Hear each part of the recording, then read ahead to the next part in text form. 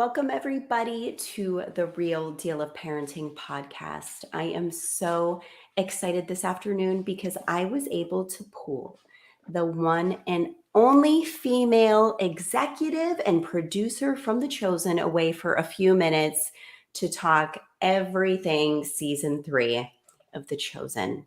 Not only is this beautiful woman a producer at The Chosen, but she's the head of the original content and is the vice president of original content with The Chosen. She is a dual resident of America and the UK and previously head of faith and family content at MGM Studios. She's worked with elite studios and brands from Paramount Pictures, Warner Brothers, Sony to Ford, with a goal of positively affecting culture through purposeful, anchored, mission-driven media. So, that was a mouthful. Without further ado, help me welcome Katherine Warnock. Hi, thank you for having me. Katherine, I am so glad you're here. And I know this week is absolutely insane for you. You are just coming off the premiere of The Chosen in Atlanta with thousands of people. Tell me, what was that like? It was electric. It was, we had thousands of people in the historic Fox Theater in downtown Atlanta and just laughing and crying together. But there was this one really powerful moment when Dallas came on stage at the very beginning to greet everybody. And there was a standing ovation that went on for several minutes, and it was full of such enthusiasm, but it wasn't a standing ovation for Dallas. You could tell it was a standing ovation of just thanksgiving for what this show has meant to each of them personally and to the world. And that was a moment that I will remember for the rest of my life. Oh my gosh. I have the chills. I was able to catch some pictures and some stories from it. And I love the word you used, electric. There's just something so captivating about The Chosen that no other Jesus series or Jesus movie or any type of Christian series has been able to do to people. And it's almost like, and as an author, I'm like, I can't even get it into words. It's just, you have to experience it.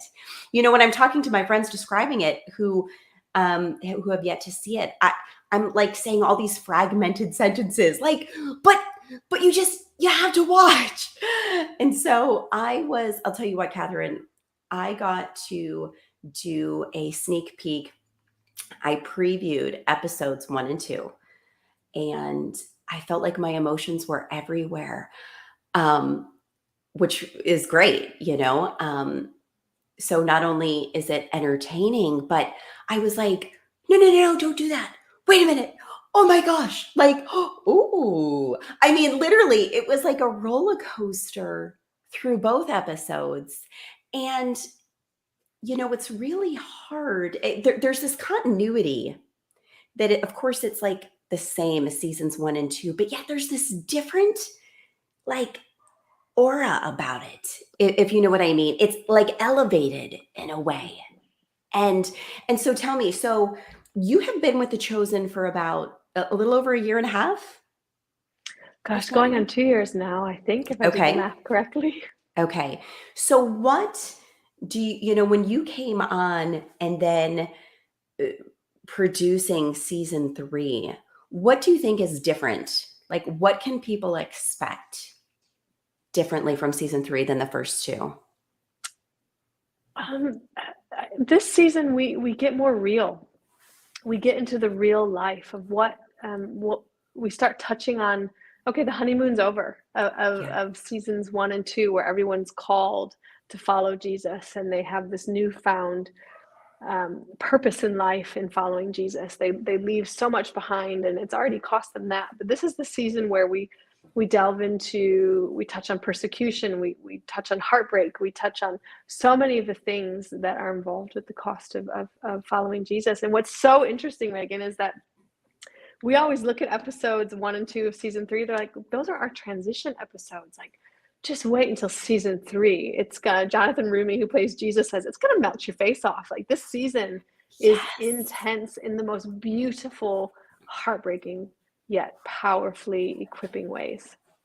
Yes. And I felt that, during the first two episodes, that intensity. But yet, as I was describing it, I'm like, but it's so pure and innocent, but yet it's intense. And then there are these towering, just beautiful moments that all families need to see for themselves. You know, we have 600,000 parents from around the globe here at The Real Deal of Parenting. A lot of them know about The Chosen. As I've been talking about it, some are like, wait, what? The Chosen? What's that? And so some are just, starting to catch on right now. And I feel like no matter where a family is at in their journey with Christ, I mean, heck, Katherine, there's people who are agnostic that watch this and love The Chosen. I feel no matter where you are at in your journey, everybody can get something from this. And it just gets in these deep grooves of, especially for parents. And I know you know what I'm talking about. We can't spill the beans who it is, but there's this just instrumental moments throughout the first two episodes of healing and forgiveness, but it's painful. And it's like every family needs to see this. They're going to take something from it. They're going, and it makes you want to. The characters, I mean, you guys, and I don't, the writing is phenomenal. The producing, the execution is phenomenal, but you guys have the most fabulous actors. I mean, truly, they make it look easy, but you really get pulled in, and it makes you think, what do I need to do? What is this pushing me to do in my personal life? And that's really hard to do as an actor. And so I just feel like as a mama bear, I know you're a mom to 3, I'm a mom to 5. It just pulled on all those heartstrings, right? I mean, and I only know the first 2 episodes. So Yeah, this is a season where we really delve into family dynamics, marriage dynamics in a whole new yes, way. We delve into, in particular, when things aren't going according to planned or hopes and desires, how do we, and we're angry and we're frustrated and we're heartbroken, like, how do we handle that with God? Is he big enough to handle our anger? How does he respond when we're angry? Are we allowed to be angry at God? And so yes, that's a huge theme, and it's all based out of the essence of family. We have so many family esque scenes this season, so it's something we're going for. The gloves are off. We're far more raw this season. We're far more funny this season, in my opinion. I was just having a conversation the other day with Dallas, and because I'm not in the writers' room, I don't write. I'm not any part of that genius at all. right, But right. I'm like, Dallas, like, you guys have upped your game this year on the jokes alone. Like, we have these profound emotional moments, but matched with such joy and playfulness, and it's a whole new level. And he goes, oh yeah, he goes, all of us as writers are just really intentionally, everything's elevated, as you said, Reagan. The acting is elevated. I was talking to all the cast after the premiere, and I was like, you guys have just catapulted even further in your crafts. And Yes. they feel it, and it's powerful. I cannot wait for you all to see it. Oh my goodness, I love it. Now, what was I know those who follow, The Chosen on social media, we got to see some behind the scenes. Uh, and I saw there was at one point, due to some illness, you guys had to halt production, you had to halt filming. And I'm sure that really, being on a regimented schedule, that's never a good thing. So, aside from having some illness and throwing the schedule off, what do you think was the biggest hurdle for you to overcome this season? This season we had a few. We definitely Mhm. had a few. So feeding of the 5,000 was extraordinary and peaceful and amazing, but at the same time, we were supposed to be filming in 85, 90-degree weather, but instead it shot up to 105-degree weather, to where we're Oh my having gosh. 12,000 people baking in a field, and the amount of health concerns and heat Yes. stroke. And so we just had to completely pivot and just figure out a way. How do we shoot this? How do we truly film authentically the feeding of the 5,000 while keeping everyone safe? Down to due to supply chain issues mainly, our film campus, our set that was being built was not ready for over half of the season. And so we're working with various resources that we have to go, okay, where can we film what scenes when to keep us on schedule, to buy time for our Right. set, our amazing, stunningly beautiful set. I can't wait for you all to see it in this season, to be ready and completed, and all that's being done in the scorching Texas heat at the same time. So we had a lot of fun hurdles to overcome, but we all did it with a big smile on our face. Wow. You know, and as I was talking this week, giving some teasers away for the premiere of the first two episodes, and I said I almost felt guilt sharing this out loud, but it was my true thoughts. One of the new faces that you guys introduce is Judas. Mm. And everybody knows Judas, right? And what he's known for, the betrayal to Christ. But yet, that scene where, and which we can see this on the trailer too, the scene where Judas meets Jesus. The second time I watched it, it brought me to tears. It was so powerful.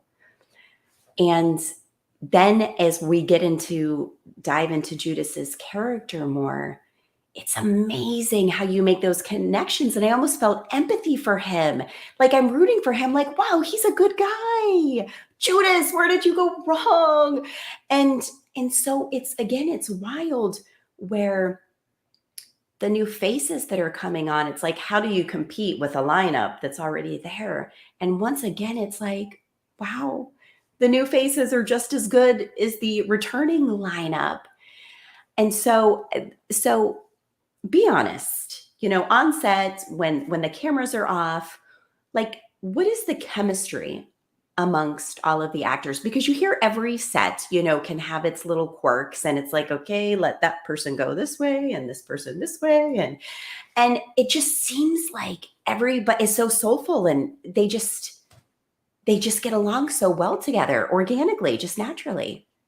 No, it's what you see on screen is completely bolstered by the authentic connection they have off screen. Um, Sons of Thunder are a perfect example. You have Abe, who plays Big James, and you have George, who plays John the Beloved, and you have these two who off screen operate as brothers. They're dear, dear friends who are on the phone with each other all the time if they're not on set Yes. together. I just was in Spain and France with George, and like I swear every day he was on the phone with Abe. Like they're just talking and like connecting and I'm sharing tearful over lines. And that. That's yeah, and great. that's our Sons of Thunder, right? And so on Yes. screen, George will even say, he's like, when you see us on screen this season, we see a lot more of their brother connection. It's Yes. it's real, it's authentic. They're not having to act most of the Yes. time. And so that's throughout the entire cast. And then this season we're introduced more and more to Tamar, who her backstory, she comes more into the fold. We're introduced to Eden, Simon Peter's wife, in a whole new way. They both take such they come to the forefront. You have, as you mentioned, Judas. We learn to like love this character. Like even as I'm Yes. watching it, I'm going, at Yes. some point we're going to watch him shift. How? But we like, I'm already loving him so much. And in real life, Luke, who plays Judas, is just delightful. He's hilarious. You couldn't love him more. And Dallas always goes, you never thought you'd love Judas, did ya? And here we are, all going to come away from this season loving Judas. I know. And so now I feel a little better now that you've said this, Yeah. because I just wanted to be really transparent when I was talking to our parents. And I'm like, guys, I have guilt, but I'm really rooting for Judas. And it's almost like we see this character and we, wish you could just go back in time and make things differently. But it's so profound. And again, I just absolutely love it. And I think, and I know you touched on this, and I love that we get to, just from the beginning, what I've seen, we get to know more about Eden. And I think Simon and Eden's relationship um, is going to be a favorite, right? And there's just something pure yet intense about them that I feel like a lot of families, younger families, maybe new couples, who have just married are really going to resonate with them. Would you agree? I mean, their story is going to take some twists and some turns and have some beautiful moments, some hard moments. Like their storyline this year, I think will profoundly shift the landscape, not only for the chosen, but I think for many families within the church at large.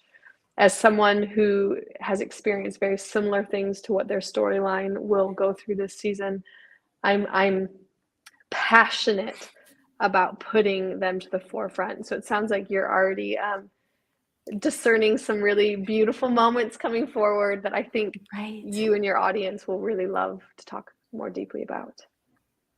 Awesome. One of the other questions I had, it's been shared pre-release that Jesus, sends his disciples out 2 by 2. What was the significance of the pairings of the disciples? I mean, I can't say too much because it will give away what you're about to see in episodes 1 and 2 of season 3. But you see really, you see the intentionality behind Jesus as he pairs various members of the disciples and pairs them together. And it's almost as if each pairing is exactly what that pairing needs for their specific journey. So to me, I walk away and I go, oh, Jesus, you know exactly what we need for our character to be shaped, for our spirits to soar and just become more like you, Jesus. Like he knows what we need more than we know what we need. And I think that's what I take away from it the most. Yeah. And there's something about Jonathan Rumi when he truly transforms into Jesus, that there's something that's so relatable when we know Christ is perfect. There's no questioning that, but there's something very humanizing about him. We forget Jesus was a real live man that walked the earth. Yes, perfect. But it's so beautiful. And I think millions and millions have testified to this. Like you were mentioning, Dallas said, even more so in season 3. The joy and the laughter and the jokes and the playfulness.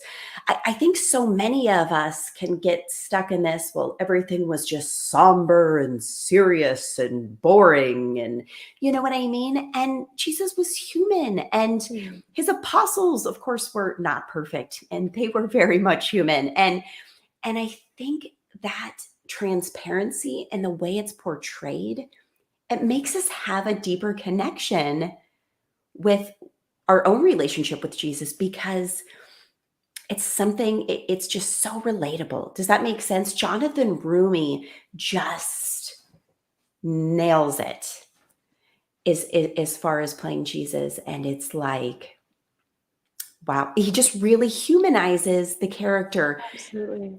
And I think that's just one of my most favorite elements.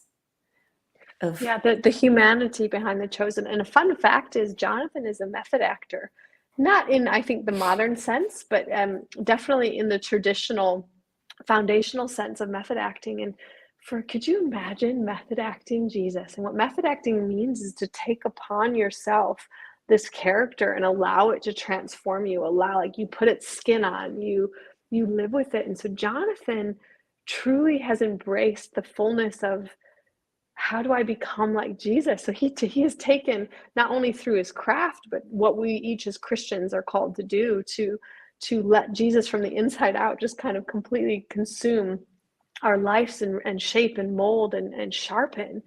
And so Jonathan always speaks about, he's a character I try to hold on to. And he is a beautiful representation of both the humanity and of just how Jesus wants to partner with us. It's just truly incredible. And so that's something I love about Jonathan, is sometimes you'll catch him on set and he'll still be talking like Jesus. And you'll be like, oh, okay, I'm talking to Jonathan. And he holds on to the character. He's so intentional he takes very seriously, I have been called by God to do this role. How do I do it in earnest, do it justice, and never lose the humanity? And that's very important to Jonathan. And I think I agree with you, he does a phenomenal job. Now, I I know I can speak for myself, and I know you have 3 little ones, but the other concept that I love about this, dealing with families, is that although there are some bigger storylines that it takes an adult mind to fully, wrap our heads around, it is still innocent and pure Mm. content that the whole family can be in the room, whether watching it, enjoying it together, whether it's your young toddlers, through teenagers. And I think that's so hard to come by today. So many of our parents here, we have a very large Christian conservative audience. And one of the biggest complaints of parents is so many good, wholesome family movies or family shows, it's disrupted with garbage, inappropriate material. And The Chosen is one of those things. It is entertaining. It is good for the soul. It is good for every age, right? Wouldn't you agree? Absolutely. It's completely, and I think those are my favorite testimonies, if you will, that come forward of just young children, teenagers whose lives are completely changed. Just even at the premiere the other night, just seeing the amount of children in the audience on a school Yes. night, just Yes. rabidly paying attention and wanting to meet the cast and wanting to just see and be part of what is happening through this show. It's extraordinary. And as a mother, I cannot tell you how proud I am.